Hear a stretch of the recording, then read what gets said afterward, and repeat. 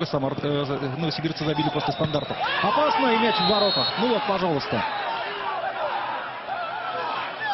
Пожалуйста, Адесоя Оеволе вносит буквально мяч в сетку ворот Крыльев после подачи углового в исполнении Томаша Чижика.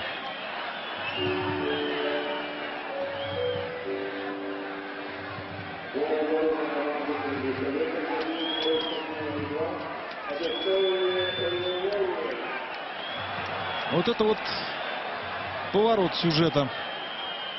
Тот, который, наверное, Сибири, которому уже 35 лет. Удар по воротам, мяч в ворота.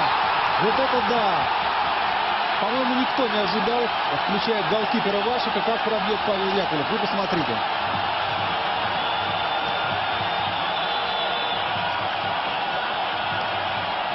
Просто фантастика.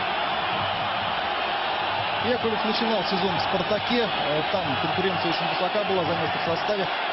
Переход в Крылья на правах аренды для него, наверное, очень хороший шаг. И вот сейчас он доказывает свою нужность клубу. Удивительная траектория. Мне казалось, что мяч должен пройти выше, но он нырнул перед самыми воротами, нырнул под перекладину. Фантастический гол.